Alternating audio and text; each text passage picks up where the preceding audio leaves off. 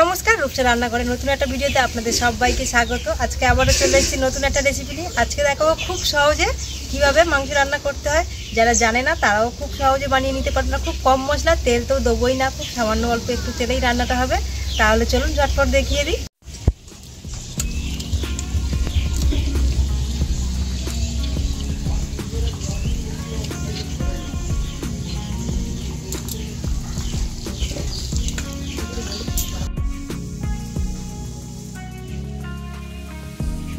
এখানে আমরা মাংসটাকে কড়াইতে নিয়ে নিয়েছি, অন্য জায়গায় নেওয়ার কোনো দরকার নেই, কড়াইতে নিয়ে নিলেই হয়ে যাবে। এইবারে এর মধ্যে মশলাগুলো মাখিয়ে নেবো। আর এই রান্নাটা কিন্তু খুব কম তেলেই রান্নাটা হবে। আপনারা পুরো শেষ পর্যন্ত দেখবেন, রান্নাটা খেতেও দারুণ লাগে। প্রথমে এই মাংসের মধ্যে দিয়ে দেবো পেঁয়াজ কুচি। এখানে আমরা মাঝারি সাইজের 3টে পেঁয়াজ নিয়েছি, পেঁয়াজ কুচি দিয়ে দিচ্ছি। আর মাংস এখানে আমরা 700 গ্রাম নিয়েছি। মাংসটা খুব ভালো করে ধুয়ে পরিষ্কার করে কড়াইতে নিয়ে নিয়েছি। কড়াইতেই রান্নাটা হবে আর কড়াইতেই ম্যারিনেটটা করব। তো এর মধ্যে 3টে মাঝারি সাইজের পেঁয়াজ দিয়ে দিয়েছি। দিয়ে দেবো ভর্তি ভর্তি করে 1 চামচ রসুন বাটা,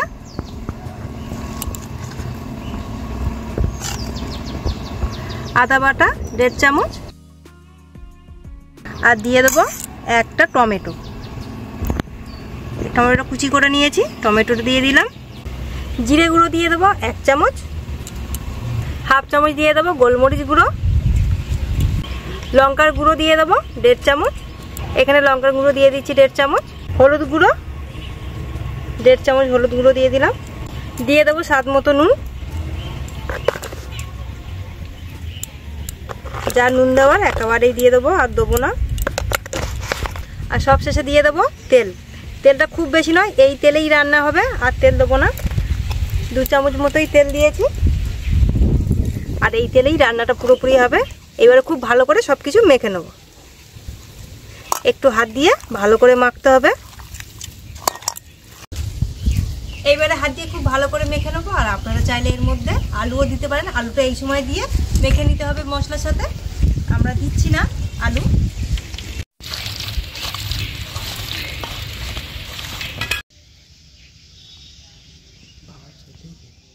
উনুনটাকে ধরিয়ে নিয়েছি, কড়াইটা বসিয়ে দিচ্ছি।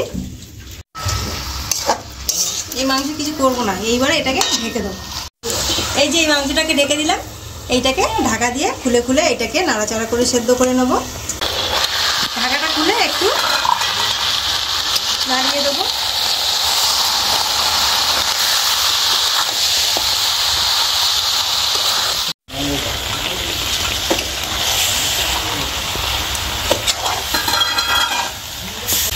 ভালো করে এইভাবে ঢাকা দিয়ে দিয়ে আর একটু করে খুলে এইভাবে নেড়ে দেবো।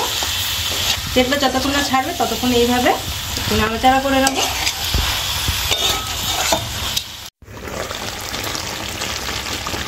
খুব সুন্দরভাবে তেলও ছেড়েছে, আর যতটুকু জল ছিল জলটাও খুব ভালো মতো শুকিয়ে গিয়ে তেলটা খুব ভালোভাবে ছেড়ে দিয়েছে মাংসের যে তেলটা।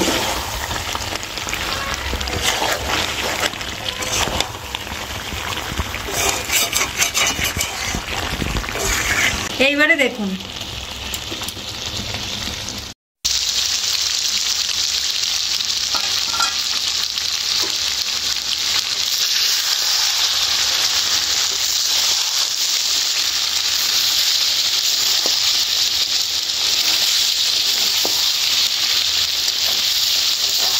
মাংস আর মশলা খুব ভালো করে কষিয়ে নিচ্ছি। আর এর মধ্যে থেকে যখন পুরোপুরিভাবে তেলটা ছেড়ে দেবে তখন দিয়ে দেবো অল্প একটু জল, যাতে মাংসগুলো খুব ভালো মতো সেদ্ধ হয়ে যায়। এই রান্নাটা বেশিক্ষণ কিন্তু যাবে না, খুব তাড়াতাড়ি হয়ে যাবে। তো সব মশলা মাংস একসাথে কষানো হচ্ছে, কোনো কিছু ভাজাভুজিরও নেই, আর খুব বেশি টাইমও লাগবে না। একটু পরেই জল দিয়ে দেবো, আর 5 মিনিট পর। মাংসটা কিন্তু খুব ভালো করে কষিয়ে নিয়েছি। এইবারে দিয়ে দেবো জল, যাতে মাংসগুলো খুব ভালো মতো সেদ্ধ হয়ে যায়। সেই জন্য দেবো, খুব বেশি দেবো না, অল্প একটু দেবো।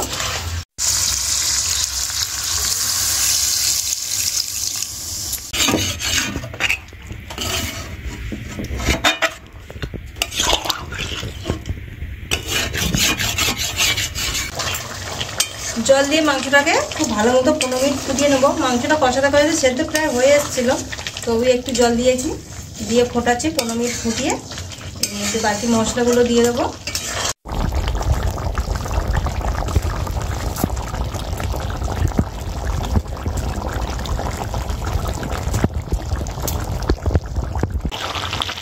15 মিনিট খুব ভালো করে জাল করে নিয়েছি, মাংসগুলো খুব ভালো মতো সেদ্ধ হয়ে গেছে। এরপরে দিয়ে দেবো গরম মশলার গুঁড়ো, এই যে 1/2 চামচ গরম মশলার গুঁড়ো দিয়ে দিচ্ছি, আর কোনো মশলা পড়বে না।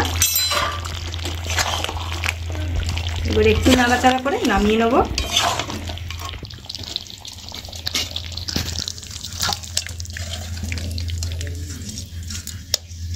আমাদের মাখা চিকেন রেডি।